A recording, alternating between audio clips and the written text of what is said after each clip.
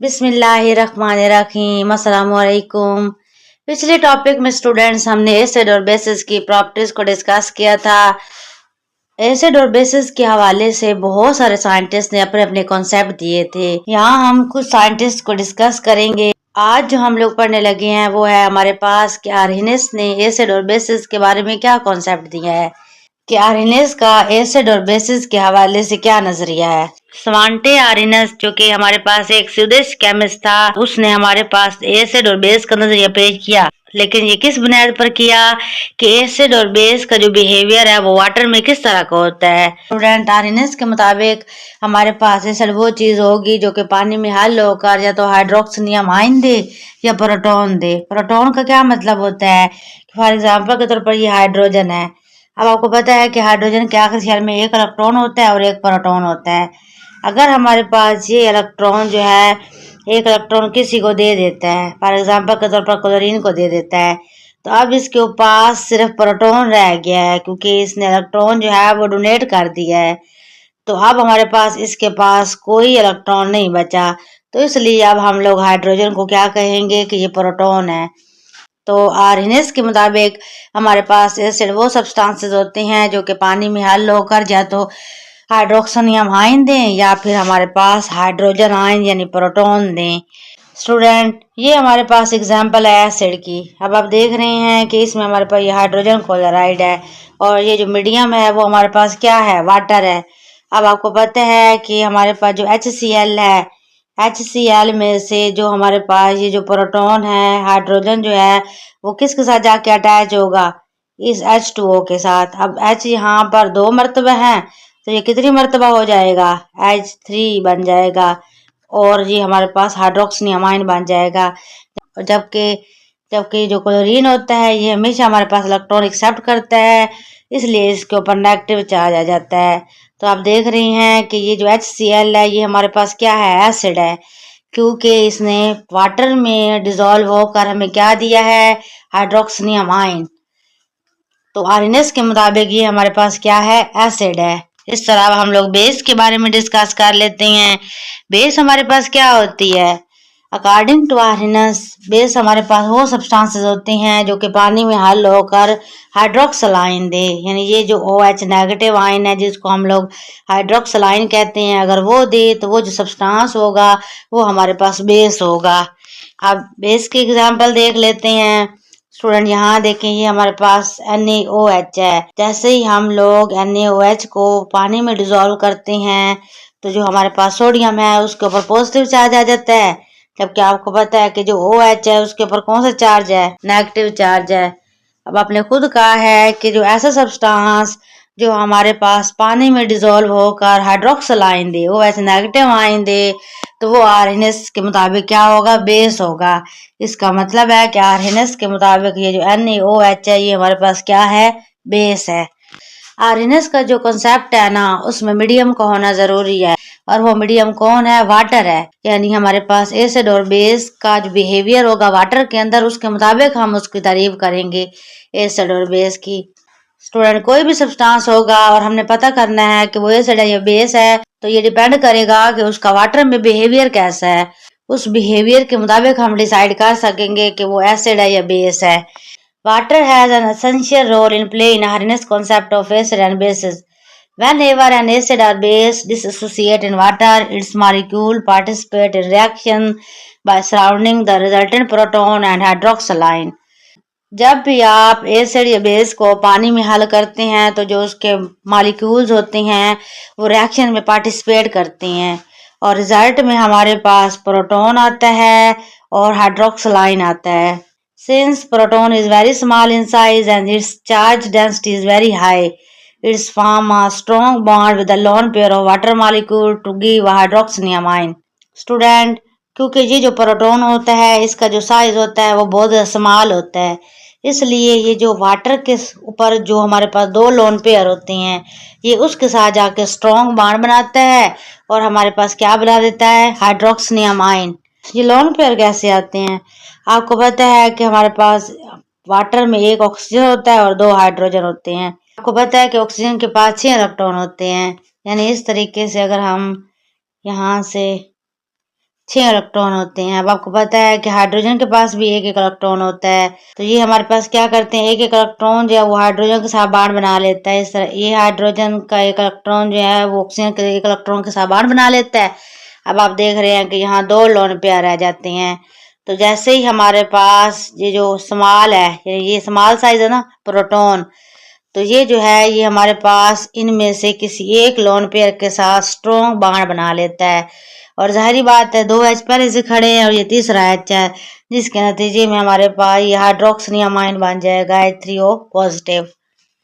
और यहाँ देखें क्योंकि एक लोन पेयर ही इसके साथ अटैच हुआ है ना, तो एक lone pair as it as आ गया है। According to some reports up to 4 water molecules में सराउंड द प्रोटॉन। एक रिपोर्ट के मुताबिक 4 वाटर के मॉलिक्यूल जो होते हैं वो एक प्रोटॉन के गिर्द जमा हो जाते हैं। Similarly hydroxyl ion are also surrounded by water molecule. इसके अलावा इसी तरह जो हाइड्रोक्सालाइन होते हैं वो भी वाटर मॉलिक्यूल्स को सराउंड कर लेते हैं। Arrhenius also explain the process of neutralisation. इसके अलावा आर्हेनेस ने न्यूट्रलाइजेशन के कॉन्सेप्ट को भी एक्सप्लेन किया है। न्यूट्रलाइजेशन क्या होती है स्टूडेंट, जब भी एसिड और बेस आपस में रिएक्ट करती हैं तो ये हमारे पास साल्ट बनाते हैं। तो इस किस्म का जो प्रोसेस होता है जिसमें एसिड और बेस मिलकर साल्ट बना देते हैं तो उसको हम लोग न्यूट्रलाइजेशन प्रोसेस कहते हैं। According to him when a strong acid and strong base are dissolved in water they completely dissociate in ions. यानी जब स्ट्रॉन्ग एसिड या स्ट्रॉन्ग बेस जो है वो पानी में हल होते हैं तो मुकम्मल तौर पर आयंस में तब्दील हो जाते हैं। जैसे ये रिएक्शन है, ये मैंने आपको समझा दिया है। इस तरह ये रिएक्शन जो है वो बेस का है, ये भी मैंने आपको समझा दिया है। द हाइड्रोक्सिनियामाइन एंड द हाइड्रोक्सलाइन यानी प्रोटॉन, द हाइड्रोक्सिनियामाइन, आपको पता है कि इसको हाइड्रोक्सिनियामाइन कहते हैं, एंड द हाइड्रोक्सिलाइन, और इसको हाइड्रोक्सलाइन कहते हैं, that react to form a water with the evolution of heat. जब ये दोनों आपस में रिएक्ट करते हैं तो हमारे पास वाटर बनाते हैं और बदले में हीट खारिज करते हैं। अब आप देख रहे हैं कि ये हमारे पास H3O पॉजिटिव है और ये H है, यानी 4 मरतबा H है। यानी H कितनी मरतबा है, 4 मरतबा है। जबकि ऑक्सीजन कितनी मरतबा है, 2 मरतबा है। नेगेटिव और पॉजिटिव आपस में एक दूसरे को अट्रैक्ट कर लेंगे और ये न्यूट्रल बन जाएंगे। अब आप इसको, अब 4H को हम इस तरह लिख सकते हैं 2H2, और ये जो ऑक्सीजन है इसको हम लोग 2O लिख सकते हैं। तो ये देखें ये बैलेंस हो जाएगी, तो ये क्या बन जाएगा 2H2O। ये देखें ये हमारे पास 2H2 आ गया और साथ में हीट खारिज हुई है। The salt NaCl that is formed with water does not exist as solid crystal। Salt जो कि NaCl होता है वो हमारे पास पानी के अंदर बनता है, वो सॉलिड क्रिस्टल की फॉर्म में एग्जिस्ट नहीं करता। It remain present in the solution in the form of hydrated spectator sodium ions and chloride ions। वो हमेशा हमारे पास हाइड्रेटेड स्पेक्टेटर की सूरत में रहता है, यानी सेपरेट रहता है सोडियम आयंस या क्लोरीन आयंस की सूरत में। ये सॉलिड क्रिस्टल की शक्ल में नहीं रहता। Mineral acids are generally very strong acid. जो मिनरल एसिड होते हैं वो तकरीबन सारे ही स्ट्रॉन्ग एसिड होते हैं। The strength of an acid depend upon the extent to which it ionized in water। किसी भी एसिड की जो स्ट्रेंथ है या ताकत का अंदाजा हम इस तरीके से लगा सकते हैं वो कितने ज्यादा आयंस बनाता है। जो जितने ज्यादा आयंस बनाएगा ना वाटर के अंदर वो उतना ही स्ट्रॉन्ग एसिड होगा। Hydrochloric acid ionise in water completely giving a large amount of hydroxonium ion in water. जैसे हमारे पास हाइड्रोक्लोरिक एसिड यानी HCl है, ये बहुत ज्यादा मिकदार में आयंस बनाता है और हमारे पास क्या देता है, हाइड्रोक्सिनियामाइन देता है। Sulphuric acid being a diprotic acid ionise in 2 step. जबकि जो सल्फ्यूरिक एसिड होता है वो हमारे पास 2 स्टेप में आयोनाइज होता है। यहाँ पर H2SO4 प्लस H2O है। यहाँ सबसे पहले हम इसको हाइड्रोक्सिनियामाइन बनाते हैं। अब आपको पता है कि यहाँ से एक H जो है वो इसको मिल जाएगा, तो ये क्या बन जाएगा, H 3 मरतबा हो जाएगा, तो H3O पॉजिटिव बन जाएगा। जबकि यहाँ HSO4 रह जाएगा और आपको पता है कि एक ऊपर पॉजिटिव चार्ज है हाइड्रोक्सिनियामाइन के ऊपर, तो इसका मतलब है कि जो HSO4 बच गया उसके ऊपर नेगेटिव चार्ज होगा। नेक्स्ट स्टेप में क्या हो रहा है, नेक्स्ट स्टेप में देखिए अब हमने इस HSO4 नेगेटिव को यहाँ पर लिया है और इसको फिर वाटर के साथ रिएक्ट करवाया है। ये देखिए ये जो हमारे पास एक H बच गया है वो इस H2O के साथ रिएक्ट करेगा तो ये H3O पॉजिटिव यानी हाइड्रोक्सिनियम आयन बना देगा और यहाँ बच क्या जाएगा SO4 नेगेटिव, क्योंकि और ये जो 2 है ये इसकी वैलेंसी है। Nitric acid ionise in single step. Sulphuric acid जो है वो आयोनाइज 2 स्टेप में होता है, लेकिन जो नाइट्रिक एसिड होता है वो एक ही स्टेप में आयोनाइज हो जाता है। यहाँ देखिए H2O है, यहाँ से एक H इसको मिल जाएगा तो ये H3O पॉजिटिव यानी हाइड्रोक्सिनियम आयन बन जाएगा, जबकि NO3 नेगेटिव ये रिमेनिंग रह जाएगा। Contrary to mineral acid, organic acid ionize up to very limited extent and hence they are weak acid. पीछे मैंने मिनरल एसिड के बारे में आपको बताया है कि जब ये पानी में हल होते हैं तो बहुत ज़्यादा मिकदार में आयंस बनाती हैं, यानी ये स्ट्रॉन्ग एसिड होते हैं, जबकि इसकी बनिस्बत जो ऑर्गेनिक एसिड होते हैं ना वो बहुत कम आयंस बनाते हैं पानी में, इसलिए हम उनको वीक एसिड कहते हैं। Glacial acetic acid has a present ionization of only 0.132%, यानी जो ग्लेशियल एसिटिक एसिड होता है, ये जो हमारे पास एसिटिक एसिड का फार्मूला है, ये बहुत कम आयोनाइज होता है, तकरीबन कितना होता है 0.132%। आपको पता है कि यहाँ से जो एक एच है वो इसको मिल जाएगा तो ये हाइड्रोक्सिनियम आयन बन जाएगा, जबकि बाकी जो है उसको एज इट एज लिख देना है और इसके ऊपर नेगेटिव आ जाएगा charge. It means that out of 1000 molecules of acetic acid, only 1.32 molecules dissociate and the rest remains undissociated.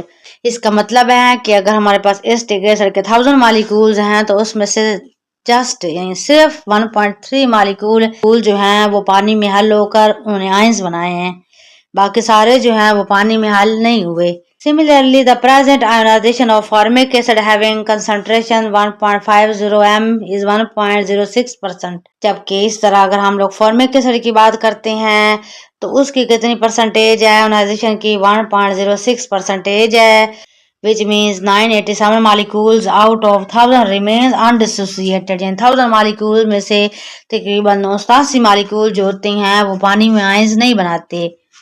यहाँ इसकी एग्जांपल देख लें, यहाँ ये जो हमारे पास एच है वो इसका रिएक्ट करके हाइड्रोक्सिनियम आयन बना देगा, जबकि जो बाकी है उसको एज इट एज लिख लें, उसके ऊपर नेगेटिव चार्ज आ जाएगा। NaOH and KOH are the example of strong bases because they also ionize completely in water. ये जो हमारे पास सोडियम हाइड्रोक्साइड और पोटेशियम हाइड्रोक्साइड हैं ये हमारे पास स्ट्रॉन्ग बेसिस की एग्जांपल है, क्योंकि ये कम्प्लीटली तौर पर पानी में हल हो जाती हैं, क्योंकि ये कम्प्लीटली तौर पर पानी में आयोनाइज हो जाती हैं। इस तरह NH4OH and AlOH3 are the example of weak bases because they only partially ionize in water, जबकि ये जो NH4OH और AlOH3 है ये हमारे पास वीक बेसिस हैं, क्योंकि ये बहुत कम पानी के अंदर आयोनाइज होती हैं।